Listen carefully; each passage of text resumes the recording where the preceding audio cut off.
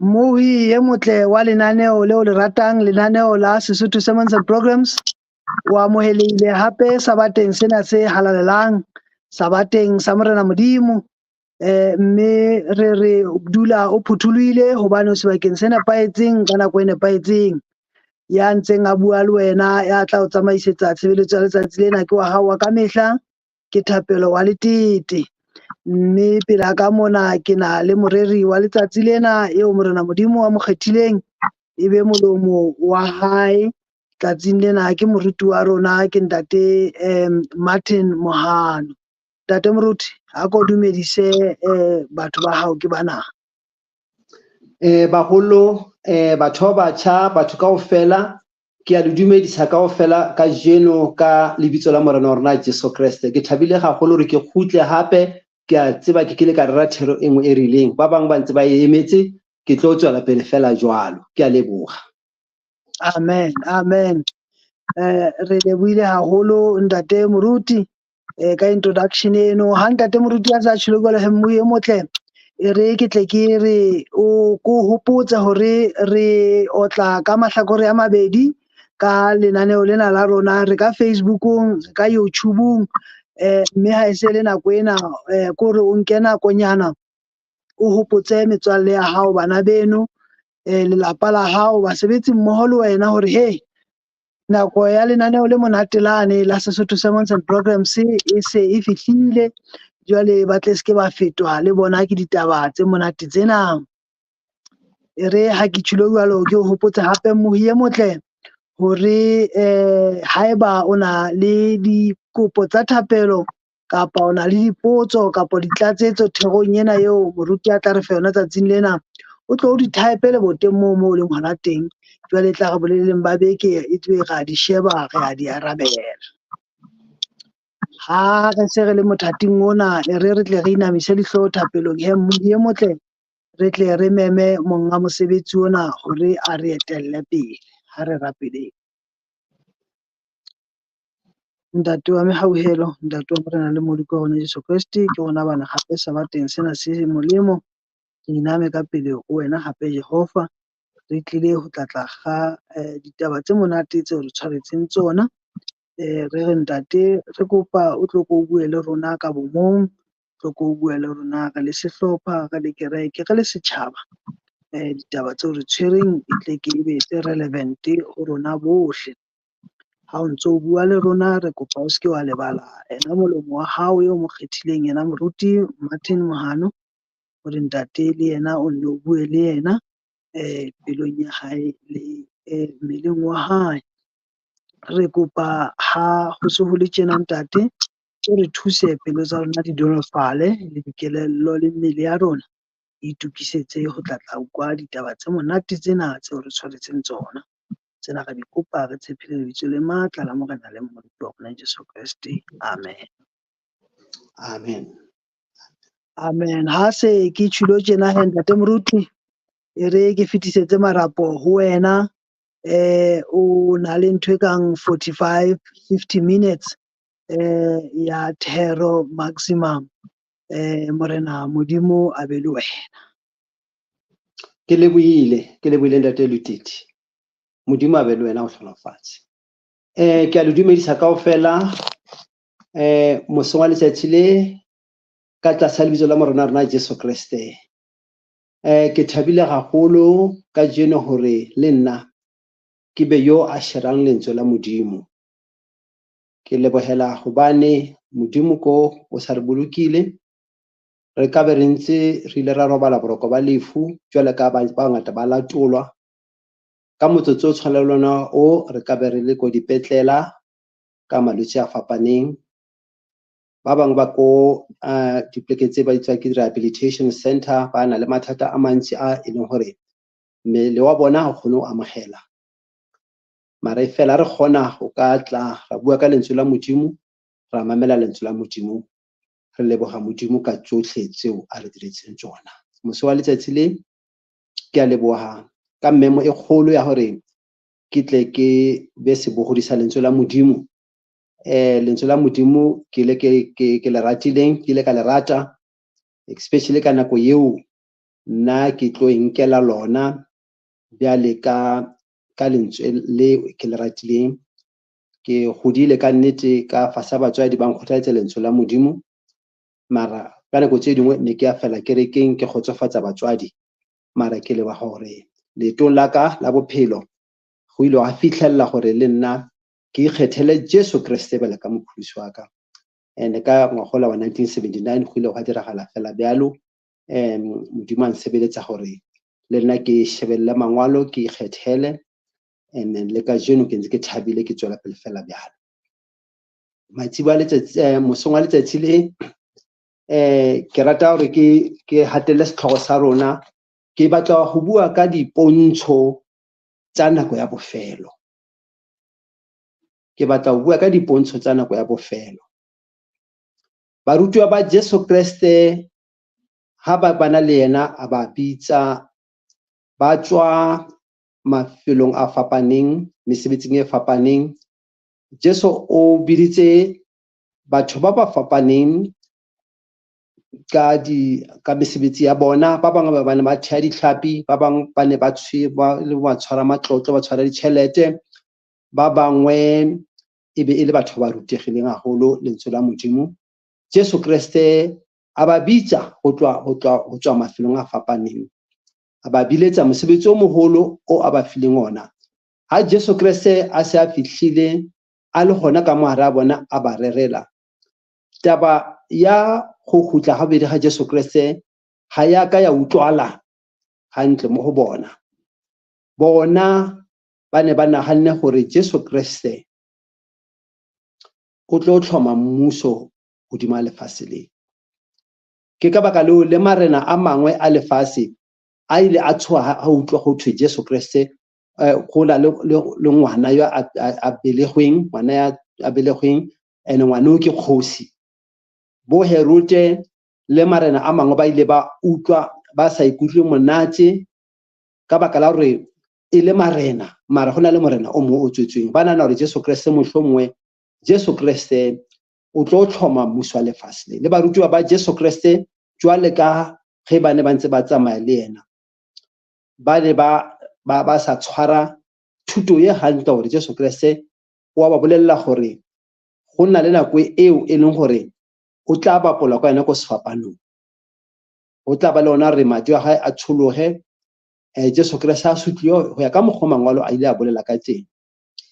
Bona ne ba sa dumele taba eo e ne ka dira go Jesu Kriste, gobane Jesu Kriste go na le metlholo e a neng a e dira. Metlholo e ne e bontsha gore go ne go sena motho yo a ka mo dira se sengwe ga Jesu Kriste a na sa dumella sona seo. Mo a tsamaileng teng a rera efangedi, batho ba fodile malwetseng a bona a fapaneng.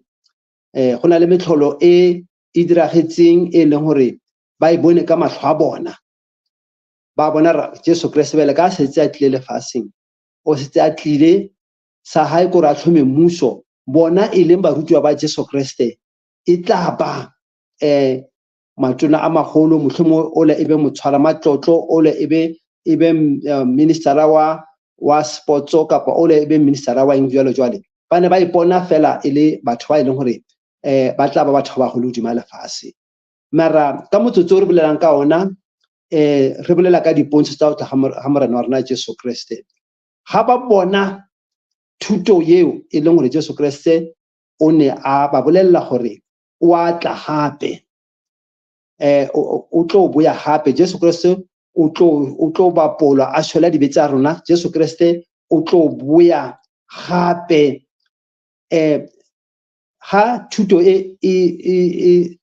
qala kapa e simolla e kenella, e thoma e kenella ka mohare ga bona, ba bona gore ntwe o ka re tla diragala. Ke ha ba tla go Jesu Kriste mola lengolong la rena la Mateo wa 24, 24, mola go verse 3. Ba re jwale ka ha re utlwa gore wa bua gona Jesu Kriste gore o tlo tloga lefatsheng, o tlo tsamaya, o tlatla o boya gape. Re bolelele, re botse gore na re tla bona ka eng ha e le gore go boeng ga gago go setse go le gaufi. it was a very big question because ba ile ba bona ile potso entle hobane ba ile ba bona ile hore ka nnete Jesu Kriste ntho a buang o itisitse ke ntho e phelang. Jesu Kriste hanka diega go ba arabela ona a ba bolella hobane ha modimo ha hona sephiri, dilo tsa lentswe la modimo ha dina sephiri. Lefatshe le ka jeno nako nngwe re a utlwa batho ba bua ka kereke ya sephiri, re a utlwa batho ba bua ka diphiri tse di direng mo kerekeng mo ba re go na le sephiri ka mo go tseno kapa go dire bjang. Ha Jesu Kriste ha hona sephiri.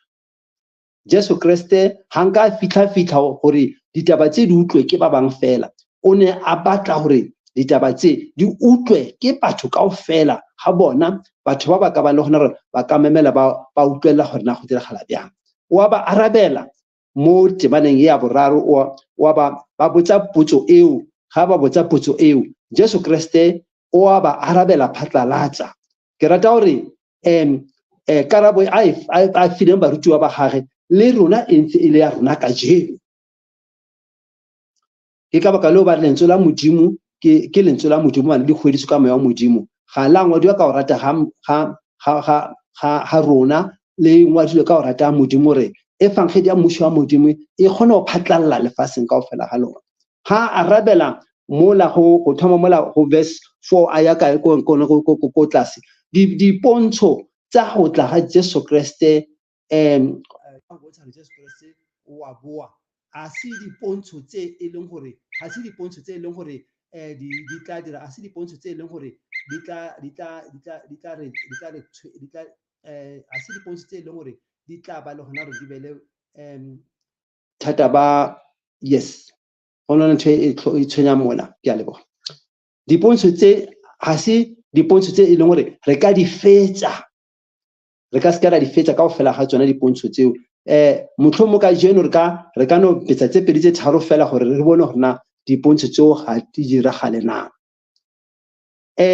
O ba bolella gore go bona gore mo lengwalo la Matthew 24 o tswela pele ka go di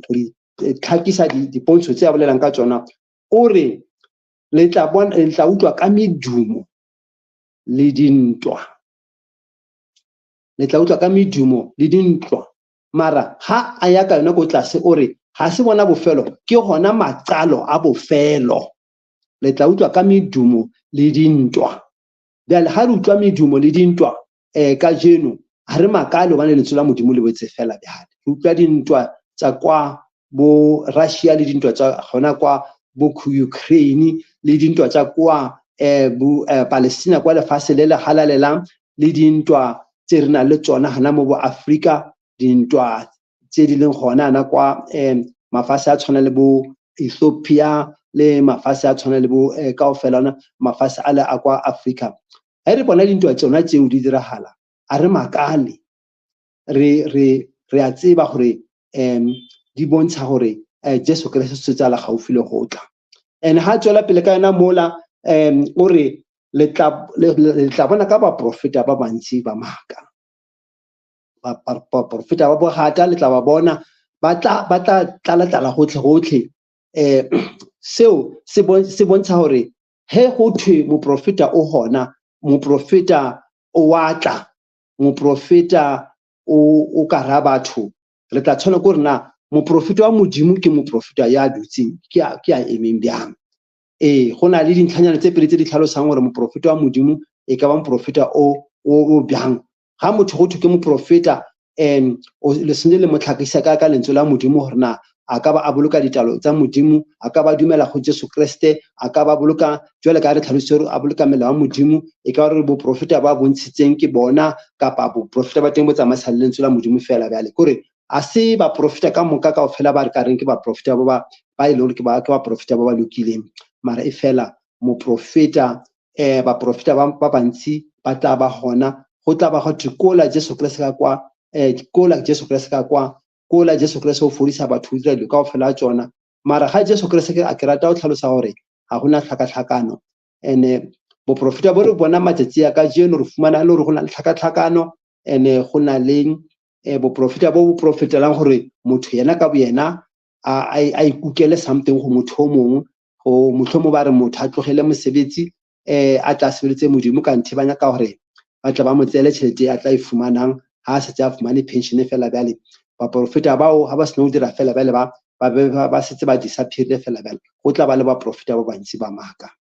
bjale ke engwe ya dilo tse e leng gore re a di bona e re gape ga e bala mola e re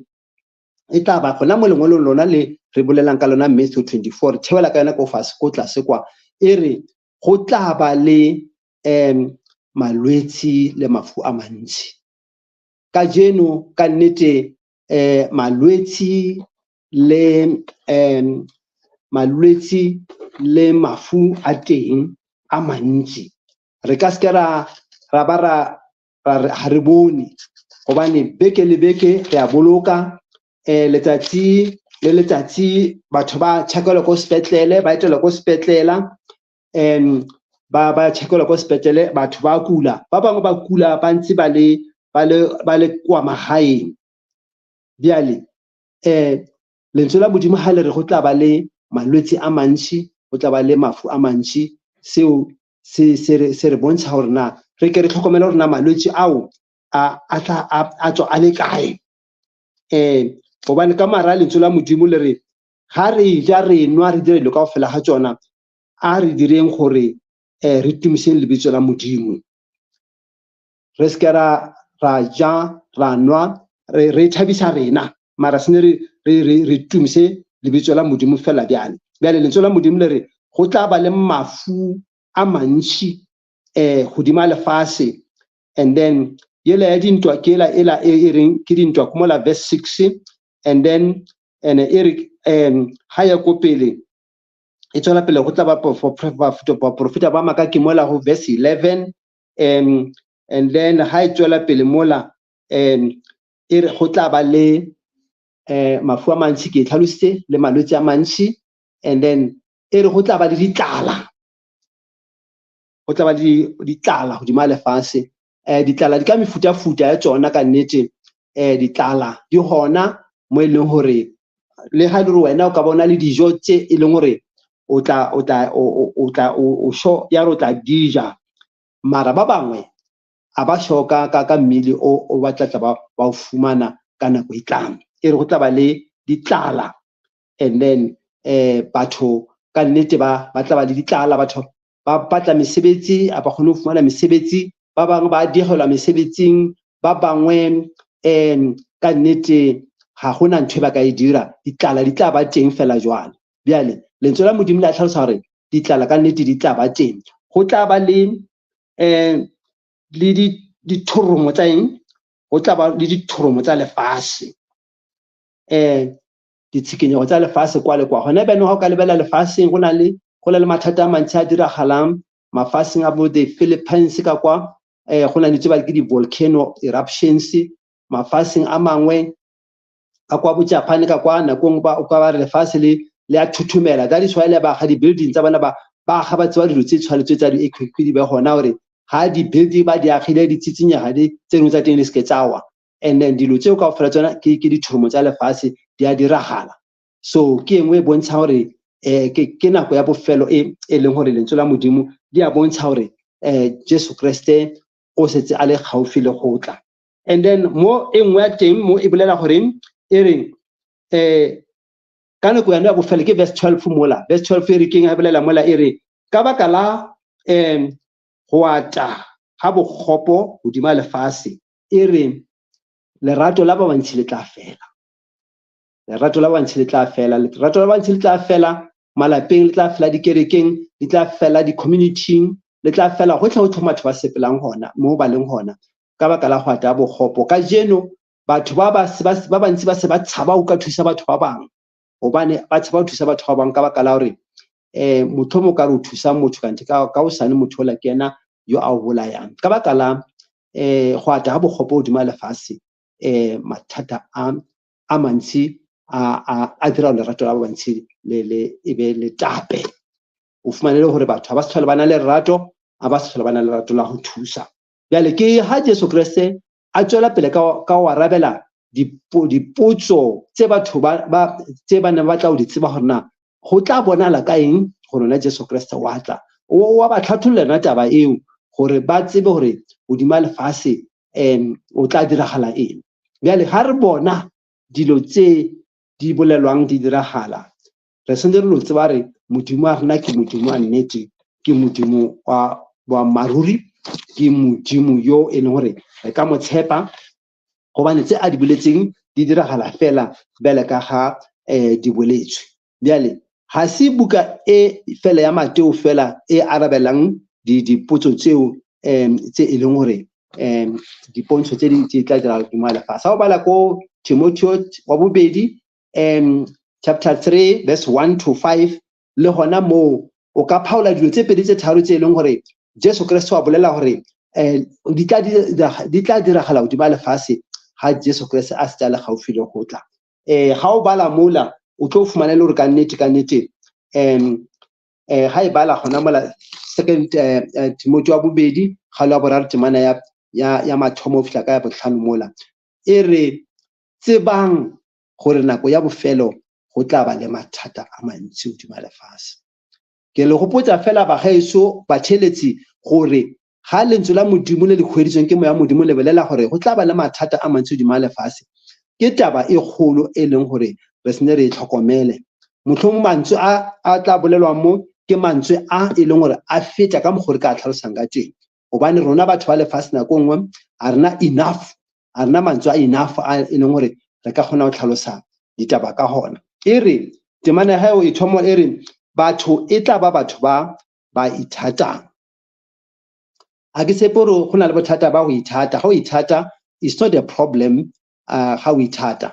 mara go na le go ithata go e leng gore go ka ba ka re mo bophelong ko wena fela a hona batho ba bangwe, ko wena o ratang gore dilo ka moka di lebelle go wena. Ha wena o se monate ko re batho kaofela bona a ba tshwana gore ba be ka mokgo ba be monate gore ko wena ha ntlha e sa tla ka wena ha se yona. Ha ntho e sa simolola ko wena, monagano o sa simolola ko wena, ntho ha se yona. E re batho e tla ba batho ba dirang bjang, batho ba tla ithata gore ka o ithata go ra gore go ka re wena ko wena modingwana o rileng. Kante bophelo bo botle fela gore wena o be part of the people. E se ka ba le gore ha o le gona go a kwala re o gona and then o nyaka gore le bona batho ba kwa re o gona. Nako nngwe o ko tšee backseat fela o ka ba ka ra go gona, batho ba re o ka ra go gona na. E re batho ba nako ya bofela e tla batho ba ithatang ba ba tla ratang go tlhaela fela bjale. E tla ba batho ba e leng gore ba rata tšhelete. Bjale ba rata tšhelete, ke rata go tlhalosetsa bagaetsho gore le nna bele ka ke le moruti ke le ka mokgwano tšhelete ke a e nyaka,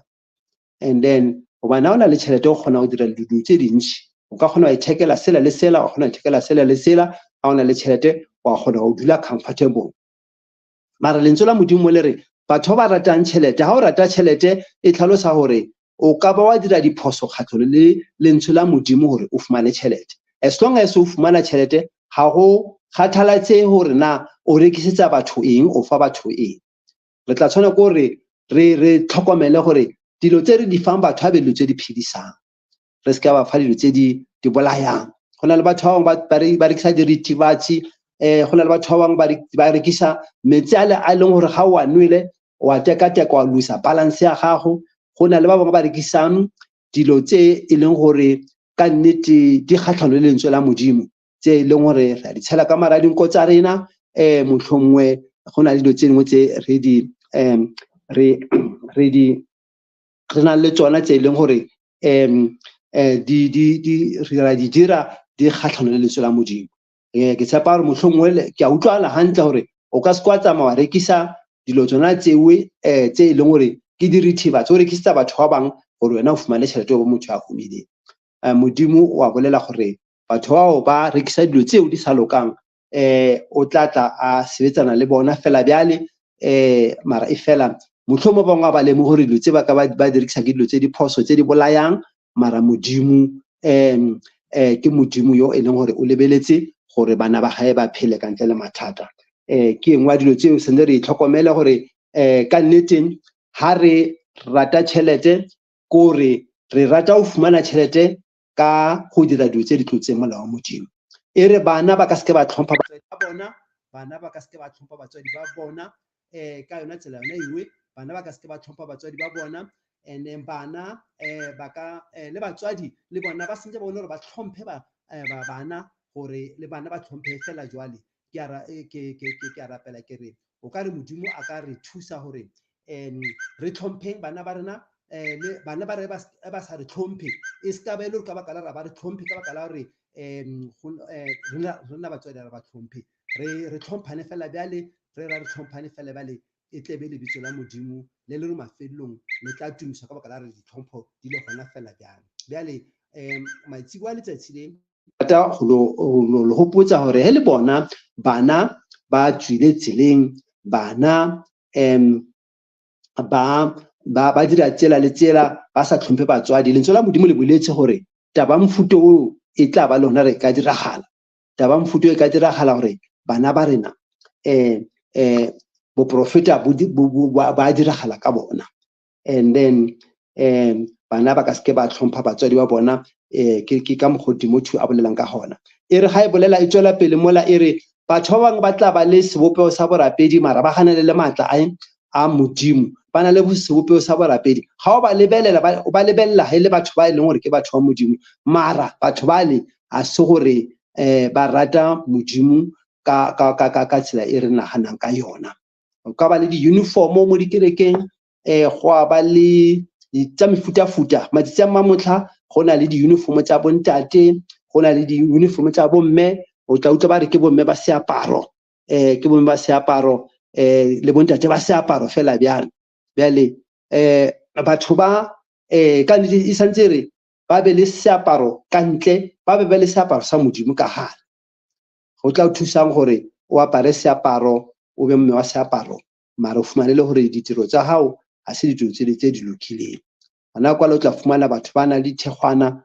batho ba na le ka morago ba sene ba dikerekeng ba tshware matlho a tshipa mola le mola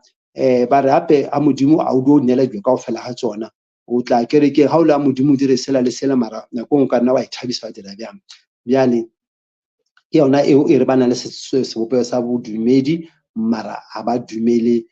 mo matleng a gona nka fana ka mohlala wa gore le mo manyalong a borena le mo mafung a borena dipitsa di apeiwa tsa metsi a tagang le kwa manyalong a rena a bakreste ha re lokisetsa gore batho ba thabe ba dire bjang re tlisa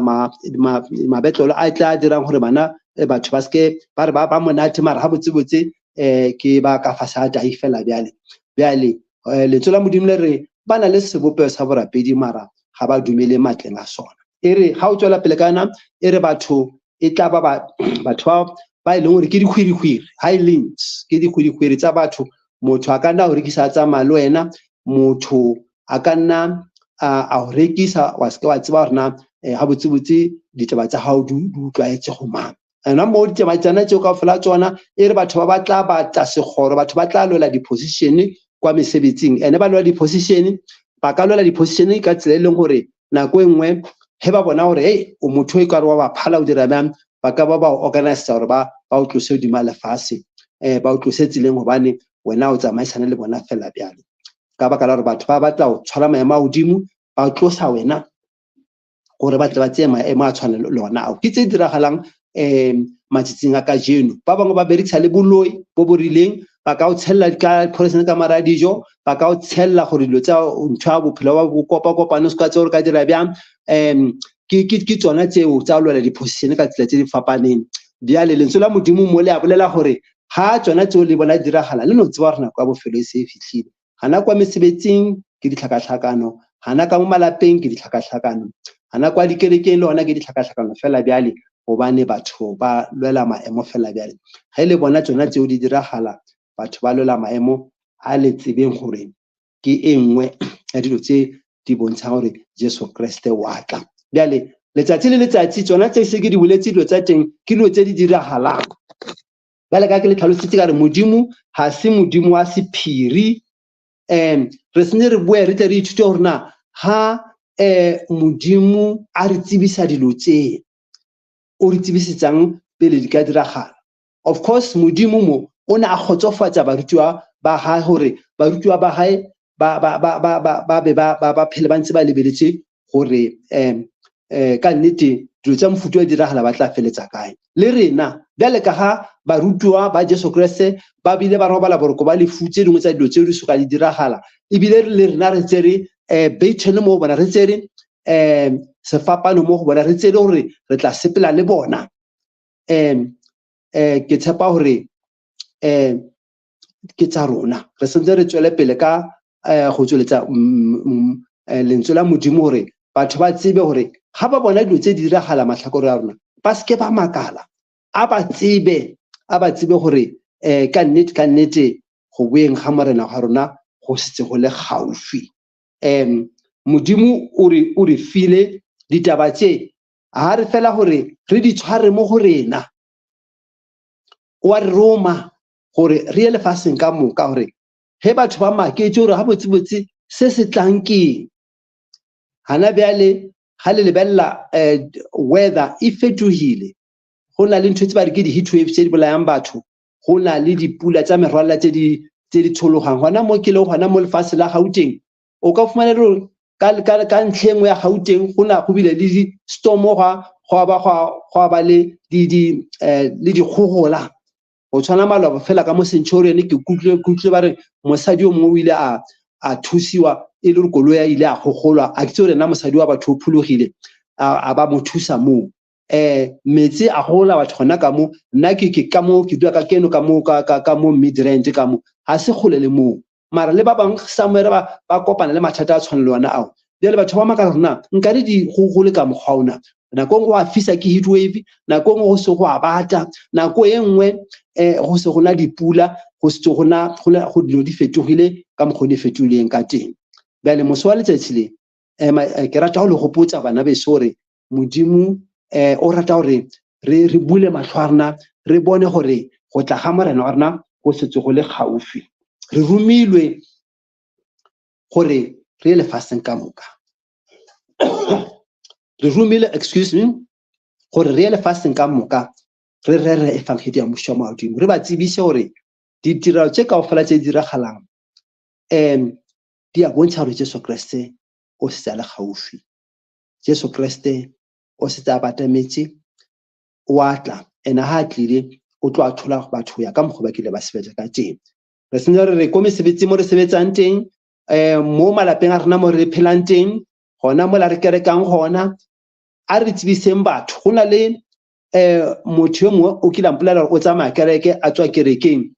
ke re go ena ke re molaetsa wa kereke wa lona o re keng ga botsebotse a re wa tseba nna ebile a se gale ke tsene mo kerekeng a ke tsebe ke ikela fela kerekeng fela ke rata go lefa setlhogo sa gore nngwe ya dithuto tse kereke se di rere ke gore batho ba tsebe gore Jesu Kriste wa tla dipontsho tse di diragalang di bontsha gore Jesu Kriste wa tla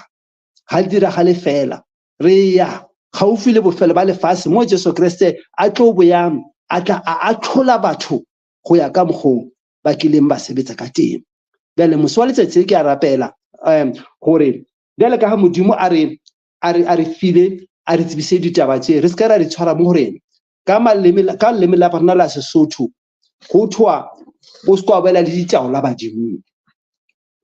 lentswe la modimo le rena re ska ra boela le ditaola badimo ra thola fela ra ska ra tsebisa batho gore go tla ga morena wa Jesu Kriste o se tsa le gaufi bjale go na le taba e nngwe kwa go buke ya rena ya Amos kgaolo ya borobedi temana ya 11 fihla go 12 mola e re bana beso e etla nako e leng gore lentswe la modimo go tla ba le tlala ya lentswe la modimo e seng tlala ya dijo le metsi a re a nwa letsatsi le letsatsi mara tlala ya lentswe la modimo ke rapela gore bjale ka ga e tlhaloswa gore go tla ba le tlala ya lentswe la modimo gona bjale mola go Ezekiel chapter 55 verse 6 to 5 mola e re nyaka modimo a senela ka fumanwa nyaka modimo a senela le gaufi bjale go na le nako e le gore modimo re tla monyaka ra khotsa le go sa le kgole le rena a sa le gaufi kore ka mantswe a mangwe modimo o ka re lefatshe lana wa le tlogela ganyane mara gana bjale ga lentswe la modimo le sa le gona le re tsebisa gore na go tla diragala nako go tla diragala eng nako e tlang a re tshetse lentswe la modimo mola go buka ya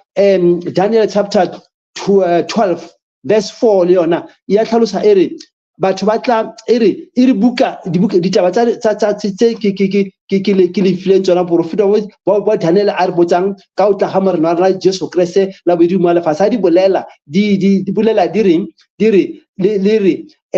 di phuthele ditaba tse o di beya gobane nako ya bofelo e tlo fitla mo e leng gore tsebo e tla ba ntsi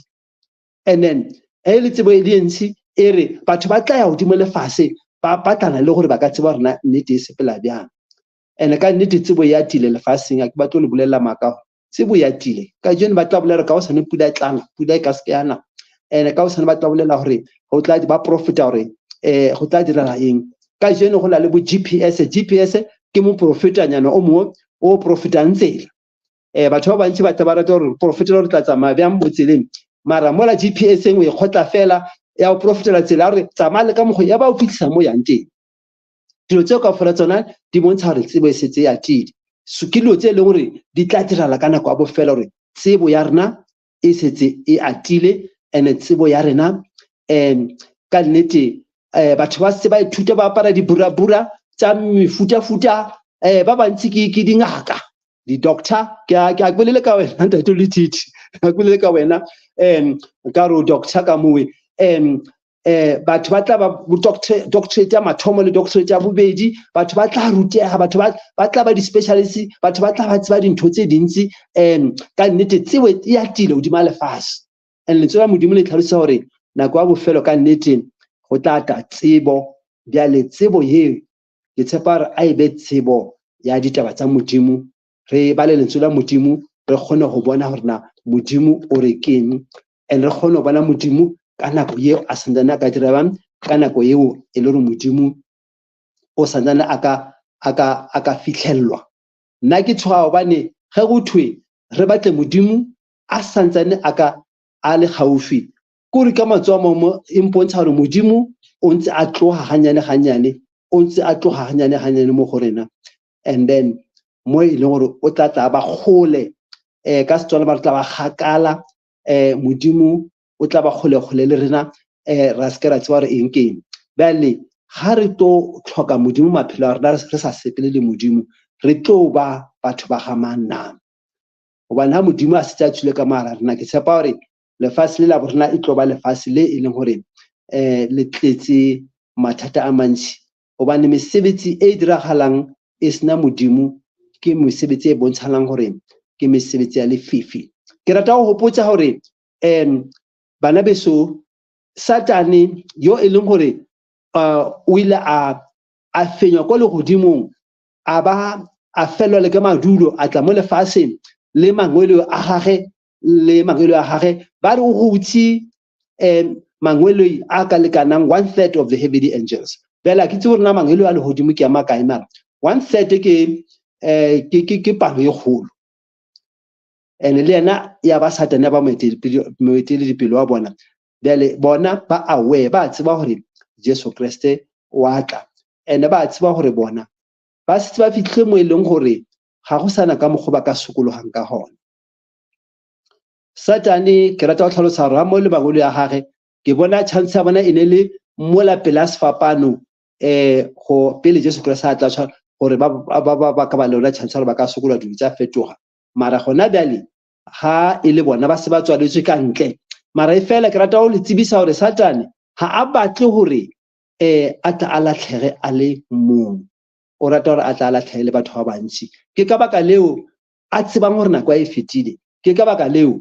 a tlisang dilo tse dintsi tse e leng gore di dira gore re se ka ra lebella lentswe la modimo bjale ka ga modimo a re file lona re se ka ra lebella dipontsho tse bjale ka modimo a re file tsona o re fa di-agenda tse e leng gore di-agenda tsa lefase tse e leng gore ga re lebeletse mo tsona re tlo lebala ka modimo all together a re lebelela ka modimo ya ba e le gore o re tantse o re tshwere and then ra le ka go obela dilo tsa lefase tse e leng hore dilo tse tsa lefatshe ha gona moo di tlo re isang gona. Bjale o a sebetsa o re file di-agenda tsa mefutafuta tse e leng hore sene re di latele, tse e leng hore Modimo ga a gona ka mogare gobane wa tseba gore nako a e fedile. O sebetsa bosiu le motshegare, o sebetsa gore a gogele mang le mang, ga a batle gore rona bjale ka bana ba Modimo re bone bontle bo Modimo a rekisitseng bona, re lebelle lehodimo leo Modimo a rekisitseng lona, re bone bohalaledi bo Modimo a rekisitseng bona, re bone diphiri tse dingwe tse leng teng kwa lehodimong. Go di diphiri tsa teng di na le matlho ka gotlhe-gotlhe, di na le matlho ka morago, di na le matlho ka thoko. Diphiri tseo ga ba tshwana gore ba retologe gore ba lebelle ka morago. Rena gona bjale re filwe matlho a mabedi fela, re bona fela ka pele, a re bone ka kwa morago ka kwa. Mara kwa lehodimong go la diphiri tse di bjale, and seo se bontsha sebelo sa Modimo gore Modimo e ka ba eng kapa eng e leng gore o ka e nagana hodima lefatshe. Bjale mose wa letsatsi le ke rata gore re leboge Modimo gobane Modimo ke lerato. Modimo ga a rate gore le ga e le motho a le mong a latlhega. Ga o ba di ko bukana ya 2 Peter, I'm sure, chapter 3 verse 11, gona mola temana gona mshoke ya e tlhalosang gore Modimo ga a batle le ga motho a le mong a latlhege. O rata gore rena batho kaofela ga rena re sokolege ditseleng tsa rena, re tsamaye le Modimo. Ke 1 Peter ke bukana ya Petros, gona mala bukana ya Petros a tlhalosa gore Modimo ga a batle gore le a motho a le mong wa rena a latlhege. O batla gore rena batho kaofela re sokolege ditseleng tsa rena gore re sepele le morena. Ke tshepa gore temana eo le tlhokomela mo lengwalo lona la Petros, 1 Peter chapter 3, ke tshepa gore ke yona fela bjale e tlhalosang gore Modimo bjale ka ga go nona le batho ba kile ba tla ba kwera batho bana ba Modimo ba re tlohelang tumelo, batho ba ntse ba shwa, batho ba belegwa, batho ba dira bang, ntho ya rona kwa bofelo ya tla e ka se ke ya diragala. Ga gona ntho ya bofelo ba re ya tla e tlang le tle re iphineng, re tlohele Modimo le tlohele ntse le ntse le bolela ka ditaba tsa nako ya bofelo, le re lefatshe le ya fela, gona ntho ya bofelo. Modimo ha ba rabela re Modimo ha a diega Modimo ntho a e batlang, o batla gore motho o molongwe a sokologe ditabeng, a sokologe and ha sokologile motho ola go se ka ba le motho le ha a le mong yo a ka timelang, gobane ke seo Modimo a ratang gore re boloke ka sona. Bjale mosong wa letsatsi le bagaetsho a re ke re lebelleng gore ka nnete dipontsho tsa eng, dipontsho tsa Modimo di diragala gore re fatlhoge, re bone gore na go tla diragalang. Ga re bona diragala re tumise lebitso la Modimo. Go na le pine e opelang e re oh what of the night, e re your redemption, e re phologo ya gago e gaufi. Ga o bona dilo tse di diragala, tseba gore phologo ya gago e setse le gaufi. Ga o bona di dira ka matlhakoreng kaofela ona, o tumise lebitso la Modimo gore Modimo dilo tse wena o di betse letso ya Modimo di ya diragala. Mosong wa letsatsi le re leboga Modimo, bana beso re leba Modimo bane ga re fitlhela gore re bone gore lefatshe le la borena setse le gaufi. Jesu Kriste o setse le gaufi, Jesu Kriste wa tla o tlo a tlhola lefatshe. Ba ba dirileng tse di lokileng ba tla fiwa ga botse, le bao ba sa dirang tse di lokileng le bona ba tla fiwa go ya ka mokgwa Modimo a tla ba fa ka teng. Dilo di ka se tsa tsamaya fela, wa iphina fela o kgole le Modimo, wa tla wa fetsa ga monate. Ba bangwe ba ikamela Modimo, ba tsamaya le Modimo, ya re mafelo le bona ba tla ba feletsa ba le mo moyeng fela. Bjale nako ya katlholo e tshwantsane e tle, nako ya katlholo e tshwantsane e tle, and then ha e sene e tle batho ba tla ba putswe ho ya ka mokgwa ba kile ba sebetsa ka teng. Le lentswe la Modimo le a bua mola ho Johane chapter 5 I'm sure 28-29 mola le re nako ya tla mo e leng hore ba ba leng kwa mabitleng ba tla tsoswa motho o mong le mo a tla putswa ho ya ka mokgwa kile a sebetsa ka teng. Bjale le ba ba robetseng kaofela bona le ba ba phelang kaofela ha bona Jesu Kriste wa tla ba tla tsoswa ba ba phelang ba ka ske ba sia ba robetseng go thwe ba tla fetola ka opanya ga leihlo ba tla ba tsamaya ba ile go kgatlantsa morena sebakeng sa lehodimo. Modimo o re lokisetse ditaba tse di lokileng. Modimo o re tsebisitse gore na o tla dira la hodima lefatshe. Ke boletse ka re o ka se kwa di fetsa ke tse dintsi o ka tswela pele ka yona thero e wa itsotsa pele mara nna ke re mo go nna ke re Jesu Kriste wa tla ene Jesu Kriste ke lerato ene Jesu Kriste o re file dipontsho kaofela tse di seng di diragalo hodima lefatshe gore re tle re itukisetse re se ke tla ra ratlhega. E tla ba madimabe fela gore ka nnete boprofeta bo bo phethale ka rena rena ba lebe ka bogana ba Modimo ga lerato le fedile a re tshwana lerato na le fele re sene re tswetse lerato ko pele re dire the opposite tse dirwa ke lefatshe re ema le Modimo gore batho ba tle ba kgone go bona gore Modimo ke Modimo yo wa lerato, Modimo yo a ratang go thusa batho ka ena kaofela tsona. O ka re morena a ka re tlhonofatsa maitsiboa letsatsi le mosong wa letsatsi le ha re tswela pele ka go theletsa lentswe la Modimo le go leboga go kgontisa gore ka nnete Modimo ke lerato. Nka tswalla ka thapelo morena Modimo a rena ya mosa ya le Modimo re a o leboga mosong wa letsatsi le ka nako ya thapelo o fileng yona tsatsi la Sabata le lona le kgethileng ka matsatsi kaofela gore nama ka moka ha itle o obamele le lefatshe le letjha batho nama kaofela ho ya ka Isaiah 66:22-23 ba tla obamela ka tsatsi la Sabata. Rena ba lefatsheng ha re ganana le Sabata re rata ya lehodimong re go tla ba bjana hobane o ka re Sabata ke yona e leng hore ke se letshwao la bontsha re bana ba Modimo le Modimo ke Modimo a rena. O ka re morena ka ba le rena a re tlhonofatsa re leboha ka dipontsho tsa re fileng tsona lentswe la hae. Amen. Amen. Re a leboha ka nnete ntate moruti ka thero e monate eno, thuto e monate e hlakileng jwalo ka ha o boletse e ka ba bomadimabe hore re tsebile ditaba tsena Modimo a re file e sale hona jwale ebe boprofeta bo phethahala ka rona. Ka nnete re leboha haholo re lebohe morena Modimo ka molaetsa o monate ona o re fileng ona. Re lebohe le wena ntate moruti ka nako o iphileng yona hore o tlo ba le rona go tlatla re arolelana le rona bohobe ba letsatsi lena. E se ka morena Modimo a ka tswela pele ho hlonolofatsa